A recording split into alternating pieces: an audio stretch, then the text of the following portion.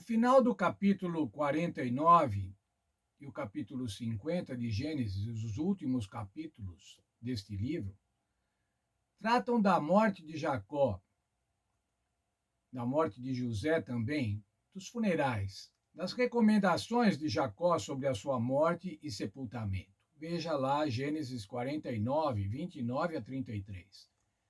Palavras de Jacó. Estou para ser reunido com meu povo, com os meus ancestrais. Isso quer dizer, ele estava dizendo, irmãos, que ele ia morrer, que ele estava próximo da morte. Mas isso não queria dizer que ele ia para algum lugar após a morte, ele ia para algum lugar encontrar com os ancestrais.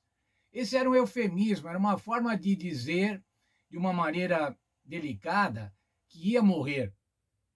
Como nós usamos hoje. Fulano descansou, referindo-se a alguém que morreu. Ou fulano fechou os olhos, referindo-se também à morte. Essa era uma expressão. Ele dizia então: agora vocês vão me sepultar no campo de Macpela. Onde era o campo de Macpela? Mas não era no Egito. O campo de Macpela era em Canaã. Canaã era a terra prometida. Ele sabia que ele ia estar na terra prometida. Ele queria estar sepultado na terra prometida. Lá estavam Abraão e Sara, Isaac, Rebeca e Lia. E a Bíblia diz que após dar essas instruções, ele descansou.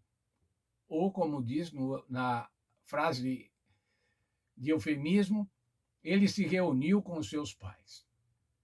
Como foi o funeral de Jacó, irmãos? Como foi o funeral? Como foi o cortejo até Canaã?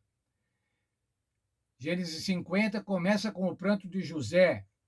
José foi prantear sobre o seu pai. Mas ele deu ordens agora para que ele fosse embalsamado, para que ele fosse mumificado.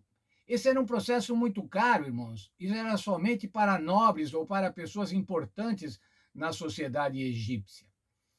Mas quem estava sendo tratado ali, o morto que estava sendo tratado ali, era o pai do primeiro-ministro. E ele levou 40 dias para ser mumificado e mais 70 dias para o sepultamento. Nesse período, irmãos, 110 dias, havia um luto oficial. Por que havia esse luto por a morte deste israelita? Porque pelo prestígio de José. José era o primeiro-ministro. Aonde é que ele deveria ser sepultado? Na caverna no campo de Macpela, conforme ele tinha ordenado, conforme ele tinha recomendado. Foi um grande cortejo, uma comitiva oficial. Lembra-se, irmãos, era cerca de 300 quilômetros.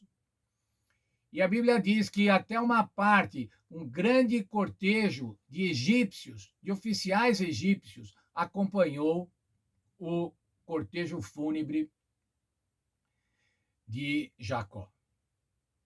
Depois disso, Jacó e seus irmãos voltaram para o Egito. Eles não ficaram em Canaã, voltaram para o Egito. E agora? E agora que não tinha pai, como ia ficar o relacionamento entre os irmãos de José e José? Seria um relacionamento de ódio, de vingança, de retribuição? E os irmãos de José temeram agora pela sua segurança.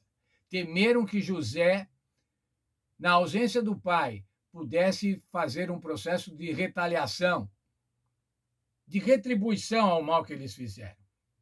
Os irmãos foram pedir perdão e disseram: somos teus servos. Qual foi a atitude de José, irmãos? Veja, eu vou ler agora um texto, Gênesis 50, versos 19 até o 21.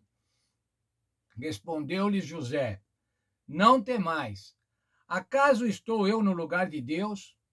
Isso quer dizer, acaso estou eu na posição de poder punir, de poder julgar e punir? Vós, na verdade, intentaste o mal contra mim, porém Deus o tornou em bem, para fazer o que se vê neste dia, para conservar muita gente com vida. José estava atribuindo a Deus a mudança que houve na sua vida, de escravo para governador do Egito, para salvar muita gente, para preservar muita gente. Quem é que foi preservado naquela época, irmãos? Os egípcios foram preservados. Os hebreus, que ainda não eram hebreus, não é? Mas os israelitas, os filhos de Jacó, foram preservados. E outros povos. Lembram-se, muita gente vinha comprar cereais no Egito na época da seca. Muita gente foi salva. E agora ele diz assim: agora não temais, eu vos sustentarei, a vós e aos vossos filhos. Assim os consolou e lhes falou ao coração. Falar ao coração, irmãos. Falar ao coração é falar carinhosamente. José falou carinhosamente para os seus irmãos: não se preocupem, eu vou sustentar vocês e toda a vossa família. E foi assim que ele fez. Se você olhar ainda lá no último capítulo de Gênesis, vai ver que José viveu 110 anos. E os seus ossos foram para Canaã.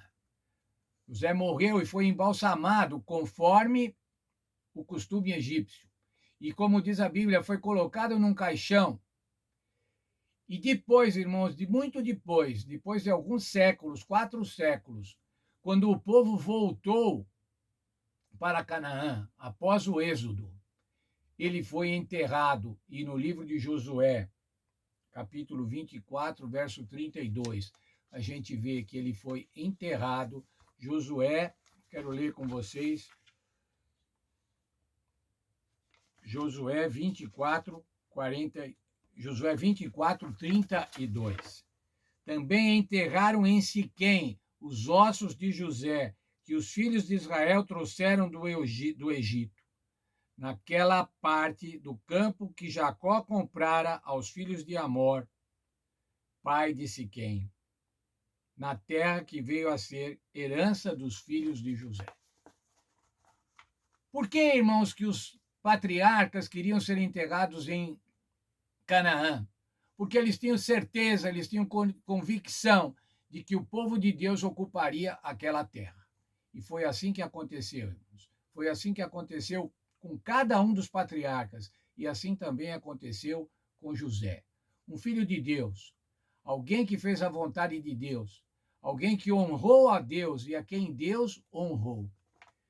Que o exemplo de José, irmãos, da vida de José, sirva para nós, para que nós também desejemos fazer a vontade de Deus e tenhamos certeza, convicção de que os planos de Deus vão se efetivar na nossa vida, vão se efetivar na vida da igreja, vão se efetivar na vida de cada um daqueles que se colocarem sob a proteção e sob o cuidado e estarem obedientes ao plano de Deus. Graças a Deus, irmãos, pelo estudo dessa lição. Uma lição tão bonita. Que Deus abençoe a todos vocês.